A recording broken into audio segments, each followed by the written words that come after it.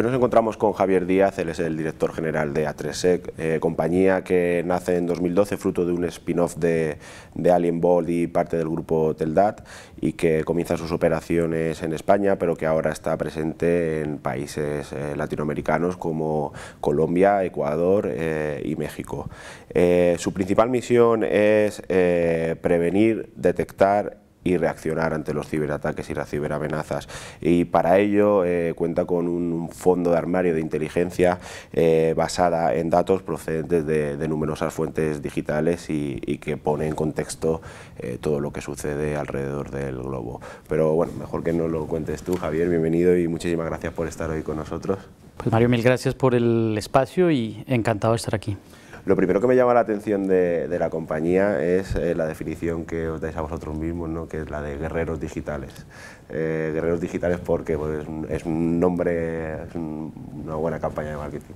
Bueno, ¿de dónde sale? Hace como 4 años estábamos definiendo el propósito y redefiniendo la marca y el posicionamiento, y era necesario conectarnos un poco con las fibras de nuestros colaboradores, de cada uno de los empleados, y también de esas personas que son nuestros clientes, pero que terminan siendo un equipo único. Y lo que estamos viviendo en los últimos años, pues realmente es una guerra fuerte, en donde los buenos estamos aquí tratando de que no se dañe nada, de que todo funcione perfectamente, mientras que los malos, los que están en el otro bando, están solamente esperando una única falla por parte nuestra. Entonces teníamos que generar ese elemento, y el ser guerreros digitales no es ser robots, sino es ser ese grupo, ese ejército que está ayudando a que todas las operaciones, que toda esa información, ese conocimiento de las compañías esté blindado y protegido. Entonces fue un concepto que se conectó con todos y que nos empezó a gustar, y hemos desarrollado pues todo como un onboarding y un desarrollo profesional de todos los colaboradores enmarcado en ese concepto de guerreros digitales. Dices, un único fallo y ya el ciberdelincuente puede acceder al corazón de cada compañía. Normalmente ese fallo suele proceder del error humano, ¿no? Bueno, digamos que todo depende de los humanos, ¿sí? Y una mala configuración, una ausencia, una falla es muy alta, pero no siempre es el único elemento. La tecnología falla per se porque está desarrollada por humanos, pero también falla el hecho de que desconocemos ciertas cosas, y al desconocerlo no lo podemos gestionar. Entonces no se lo puedo o no lo podemos achacar directamente o única y exclusivamente a las personas, pero sí tiene mucho que ver con ese modelo de gestión, con ese proceso de mejorar continuamente tu modelo de ciberseguridad, tanto en las organizaciones como en el ecosistema específico en Internet. Y A3Sec es el elemento que cubre todo ese ciclo de vida, bueno, dices una mala configuración, una mala gestión. ¿Cuál es un poco la oferta en este sentido de la compañía, que se basa, como hemos dicho, en detección, prevención y reacción, por supuesto? Muy bien, pues te cuento un poco. Cuando arranqué mi experiencia profesional, yo inicié como proveedor. Después me pasé a la consultoría, y todos los clientes me recordaban el hecho de que era consultor, que era un proveedor. Entonces me decían, es que usted lo tiene muy fácil, usted viene, da un par de consejos, entrega un reporte, pero no vive el día a día. Entonces tomé la decisión de cambiar un poco mi perfil y me fui a ser CISO de un conglomerado financiero. ¿Yo qué quería hacer? Pues primero asumir y afrontar esa responsabilidad, pero también demostrar a todos mis clientes, a todo el grupo de personas que nos habíamos dedicado desde muy jóvenes a los temas de ciberseguridad, de que lo que decía sí tenía sentido y que lo podía desarrollar. Entonces, estando ahí, supe mucho de esas necesidades y de esas falencias que tenían las operaciones de ciberseguridad y cuáles eran las problemáticas. Entonces te doy un par de ejemplos. Uno, el lenguaje que tenemos en las áreas de ciberseguridad es un lenguaje muy técnico y necesitamos llevarlo a un lenguaje mucho más de negocio. ¿Por qué? Porque todas las decisiones que se toman son basadas en negocio. Y la ciberseguridad es mucho de eso. ¿Qué decisiones vas a tomar para enfrentar los riesgos? El segundo, los proveedores no asumen mucha responsabilidad, ¿sí? Entonces, yo me encontré con que los proveedores que realmente me entregaban valor eran aquellos que asumían la responsabilidad de alguna función en específica que se le había transferido, pero esos que venían, desarrollaban algún proyecto y se lavaban las manos mucho con el mensaje de que la ciberseguridad nadie puede garantizar un 100% y me quiero como mover o aislar de esa responsabilidad de ciberseguridad, pues también me hizo entender qué tipo de proveedores se requerían. Y por último, la operación de ciberseguridad es un elemento complejo y son dos temas que son relevantes. Uno, aunque la ciberseguridad ha estado muchos años y poco ha cambiado, ¿sí? O sea, yo creo que siempre hablamos de criptografía desde hace milenios, hablamos del control de acceso, hablamos de cómo verificar que usted sí es quien dice ser, pero hay muy pocos controles nuevos que han aparecido en el mundo de la ciberseguridad, ¿vale? Todos se desarrollaron en los últimos años, pero cambian muy rápido es con la tecnología. Entonces, la ciberseguridad tiene que estar un paso adelante. Y para nosotros, ese estar evolucionando constantemente se vuelve un elemento súper sensible. Entonces, ¿qué es lo que hemos hecho en A3Sec a partir de toda esa experiencia y uniendo como todos esos puntos? Es entender el tipo de proveedor que requieren las organizaciones, entender que el servicio no puede ser estático, sino que tiene que evolucionar constantemente, y entender claramente que si yo voy y ofrezco valor a mis organizaciones, pues tengo que asumir una responsabilidad.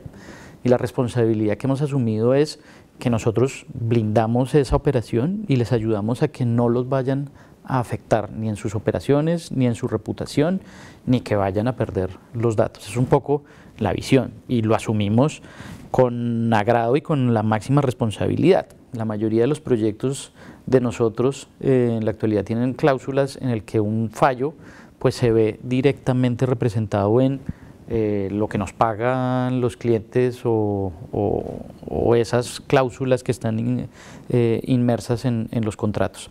Entonces, un poco ha sido eso, y es asumir un poco la responsabilidad de la operación y ayudarles a las organizaciones a que estén más enfocadas en su negocio y que la ciberseguridad sea un apalancador de la consecución de sus objetivos. Eso es algo novedoso, ¿no? Meter una cláusula en la que la compañía se hace responsable de ese blindaje, pase lo que pase, porque lo normal es que con la solución y el equipo que introducís dentro de vuestros clientes todo vaya bien, pero también has dicho que la ciberseguridad 100% no existe. No existe, pero tienes que asumirla, ¿sí? Y cuando suceden los eventos, hay dos cosas que son importantes. Para mí, los incidentes son una oportunidad de aprender mucho, ¿sí? Yo creo que los proveedores que han asumido un incidente y que realmente han vivido o el secuestro de datos o una intrusión grave, sufren mucho con eso. Nosotros lo hemos visto que aunque no es bonito estar en un evento de esos, es una oportunidad gigantesca para evolucionar, para seguir aprendiendo, para entender en dónde fallamos como servicio. Porque la ciberseguridad pensamos que es una fotografía y la realidad es que en este momento tú puedes estar seguro, pero a los 20 minutos no. ¿Por qué? Porque apareció una nueva vulnerabilidad, porque fallamos en alguna configuración, porque hicimos un cambio y dejamos expuesto a la organización. Entonces, el cómo mantener esa postura de seguridad en el tiempo se vuelve lo más importante. Entonces, asumir eso, aprender de los errores y cambiar un poco ese concepto de resiliencia, de volver a quedar en el mismo lugar, sino poner más un concepto de antifrágil, y es evolucionar mucho más cuando nos sucedan los problemas. Ese concepto tiene que ser inmerso en las implementaciones de los modelos de ciberseguridad para afrontar lo que estamos viviendo. ¿Okay? Y eso es lo que hemos venido desarrollando con nuestros clientes. Entonces, como la seguridad no es algo estático, además de las soluciones que proveéis a un cliente, que entiendo que van evolucionando al calor de las nuevas tecnologías, luego te preguntaré sobre inteligencia artificial generativa, pero además de eso le dais, entiendo, un componente humano de un equipo trabajando 24/7 de apoyo al cliente y dando también respuesta a todo tipo de dudas, telemetrías, etcétera, ¿no? Sí, nosotros tenemos, digamos que una tecnología, que toda la tecnología que utilizamos es basada en datos. O sea, lo importante para que nosotros la utilicemos y la despleguemos en nuestros clientes es que esté soportada en datos. Tenemos procesos, y procesos es garantizar que esas actividades y que esas formas como se ejecutan las acciones con esas tecnologías y con nuestros clientes, pues sean confiables, sean repetitivas y cada vez más automáticas. Entonces el proceso se vuelve importante, pero los equipos hemos entendido que hay que cambiar un poco las estructuras organizacionales y desde hace varios años tomamos la decisión de crear tribus. Como somos guerreros digitales, le pusimos escuadrones, ¿vale? Que estuviera más cerca de ese concepto, y esos escuadrones que buscan hacer es que sean equipos más pequeños con dos objetivos: desarrollar su metodología y enfocarse en hacer lo que saben hacer de la mejor forma posible. Y lo otro, pues que realmente se conecten con los diferentes escuadrones para garantizar que el servicio realmente se genere valor para nuestros clientes. Entonces son equipos súper especializados, pequeños, que también le da la oportunidad a nuestros colaboradores de decir, oiga, yo quiero aprender de esto. Y puede ser que sea un líder de un equipo específico, por ejemplo, los hunters de amenazas. Entonces ahí es el líder de hunters de amenaza, pero él dice, oiga, quiero pasarme al equipo de científicos de datos, y se va a aprender con ese equipo que está desarrollando una metodología, unos modelos, etcétera, etcétera. Entonces, en la actualidad tenemos 8 grupos de escuadrones con una focalización en cómo lo hacen de la mejor forma posible y cómo realmente diferencian ese objetivo el que están persiguiendo. Y entre todos pues hay acuerdos de colaboración, formas de comunicación para que todo el proceso sea transparente para el cliente y que realmente le vea el valor a construirlo. Entonces las personas se vuelven fundamentales. Y tenemos dos problemáticas, tanto la atracción y retención de talento. ¿Qué ha sucedido ahí? Pues hay una falta de profesionales en el área de ciberseguridad. Vivimos hace un año, 2 años y sobre todo lo que fue pandemia, un robo de personal brutal por parte de la competencia, por parte de grandes corporaciones, sobre todo empresas de Estados Unidos que veían que habían recursos muy interesantes tanto en España como en Latinoamérica, para ellos a bajo costo, pero con unas capacidades y una evolución muy interesante. Y como todos estaban trabajando remoto, pues era sencillo armarles un contrato en dólares remoto. Entonces, tomamos también una decisión de crear la escuela A3Sec, y es traer personas que estén terminando su universidad, que tengan un interés de aprender del tema, y que ya tenemos un proceso de onboarding y de capacitación súper acelerado para que rápidamente empiecen en los diferentes squads que tiene la organización. Entonces, el equipo es fundamental y hemos logrado en los últimos 3 años pasar de 60 personas a 150 personas por el crecimiento que hemos tenido. Has comentado que has pasado por todos los sabores, por así decirlo, de la ciberseguridad, y que allí en Latinoamérica fuiste CISO de una gran corporación. ¿Cuáles son las diferencias problemáticas entre a lo mejor los ataques que suceden allí y en España o en Europa? ¿Nos enfrentamos a los mismos ataques en todo el globo, o por ejemplo allí hay alguna casuística distinta que no se ve aquí, o al revés? Ese es bastante interesante. Digamos que tú ves análisis de grandes organizaciones y pueden empezar como a estructurar, oiga, aquí hay actores de amenaza que son específicos para este sector o para esta región. La realidad es que la ciberseguridad y las problemas o las técnicas y tácticas de ciberseguridad son iguales para todos. Y todos los actores de amenaza están buscando los mismos objetivos, ¿vale? Entonces, dependiendo del tipo de cibercriminal o del tipo de actor de amenaza, pues van a tener unos objetivos particulares. Uno puede ser el hacktivismo, ¿sí? Entonces, por ejemplo, cuando hay ciertos países que cambia su gobierno, que empiezan a tener ciertos movimientos de un extremo hacia el otro extremo, pues el hacktivismo se ve más fuerte. Pero hacen exactamente lo mismo, son las mismas técnicas, las mismas tácticas y las van desarrollando, y eso arranca en unos países y se mueve muy rápido en los otros.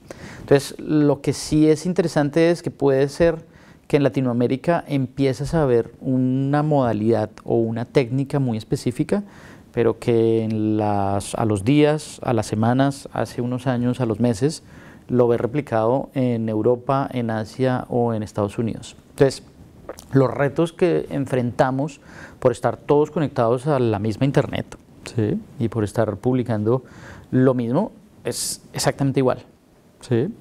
Ellos están cada vez más automatizados, por lo tanto los ataques los ejecutan recorriendo toda internet, y ahí caen países de Latinoamérica, de África, de Norteamérica, de Asia, de donde sea. ¿Qué es lo que pasa? Que puede haber también algún interés en ciertas empresas específicas, y ahí es donde podemos relacionar ciertos actores de amenazas con ciertos sectores particulares. Entonces, en algún momento la banca y los bancos centrales fueron un objetivo muy interesante. Hace 2 años, y yo creo que en los últimos años, se ha visto mucho el sector salud muy afectado. En el 2023 siguió siendo el sector más impactado por los cibercriminales. Financiero no pierde su espacio, y también en los últimos años ha crecido mucho lo que son los ataques hacia empresas proveedoras de tecnología. ¿Por qué? Porque al final de cuentas las empresas proveedoras de tecnología terminan siendo proveedores de todas las organizaciones, y se convirtió en el punto de acceso para entrar a un montón de organizaciones. Te doy un par de ejemplos. Una herramienta de monitoreo que la tenían muchas organizaciones, terminan incluyendo un código malicioso en su software. Ese software, que era una actualización, se empieza a instalar en todas las organizaciones, y a partir de eso tienen acceso los cibercriminales a empresas del gobierno, a empresas de tecnología, a financieras, etcétera, etcétera. Entonces, se va encontrando esas modalidades, pero todos estamos asumiendo y enfrentando lo mismo. Lo que sí veo, y es interesante reconocer, es que las estrategias sí empiezan a enmarcarse mucho por la cultura y por el país. Entonces, aquí en España tienen mucho interés en temas de la capacitación, la sensibilización a las personas, que es un control que en el mundo de la ciberseguridad es importante, que auditoría siempre está pidiendo que, oiga, démosle ese tipo de consejos a las personas porque siempre es el eslabón más débil. En otros países ha evolucionado y han dicho, venga, no hay nada que hacer. O sea, las personas van a ser objetos, y como son seres sociales, pues van a caer en ese tipo de trampas. Entonces, repensemos la ciberseguridad para que la persona pueda perder su clave o pueda estar expuesto a ese tipo de técnicas. Entonces, lo que sí sucede es que las estrategias para enfrentar el mismo problema puede ser diferente según la cultura y según el país. Has iniciado tu respuesta hablando del hacktivismo, también supongo que está muy relacionado ahora con todos los conflictos geopolíticos que hay, con también ataques por las bandas que se hacen llamar así Estado-Nación, ¿no? Si miramos un poco el mapa global, todo el mundo conoce, bueno, pues Irán, China, Estados Unidos, a lo mejor algún país europeo, que son los principales estados, ¿no?, que realizan este tipo de amenazas dirigidas a sectores claves para ello. En Latinoamérica también está proliferando este tipo de cibercrimen, el cibercrimen patrocinado por el Estado, ¿no? Sí, sí, hay actores de amenaza en Brasil, tenemos en Colombia, en Venezuela, en Argentina, digamos que son grupos que venden sus servicios. Y realmente esto es una economía que ya he visto varios reportajes y varios análisis que dicen que es la tercera economía más grande del planeta, ¿sí? Después de Estados Unidos y de China, los cibercriminales están llegando a varios billones de dólares que están moviendo por sus operaciones. Pero tú te encuentras cosas, sobre todo en el Deep y en el Dark Web, donde puedes adquirir una vulnerabilidad día cero, o puedes adquirir un botnet específico y te dan acuerdos de niveles de servicio. Ellos te dicen, oiga, con este botnet usted puede acceder a todos estos equipos, tiene la capacidad de robar credenciales, de tener accesos, de sacar la información, de tener control, de apagárselo, de lo que quiera. Y la garantía es que usted va a tener permanencia de tanto tiempo si me adquiere el servicio. Es el tipo de cosas que vemos en ese mundo.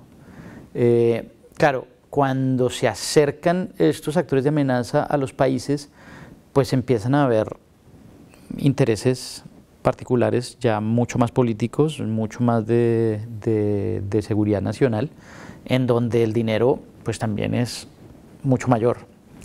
Entonces gobiernos que estén promocionando o que estén pagando ciertas campañas se ve demasiado, tanto en espionaje como en ataques dirigidos a entidades, a servicios a la ciudadanía específicos. Lo vimos ahorita en Ucrania, donde habían ataques directos a afectar o la luz o el acueducto o cualquier servicio que pusiera en peligro a la comunidad. Entonces, eso es lo que estamos viviendo ahorita.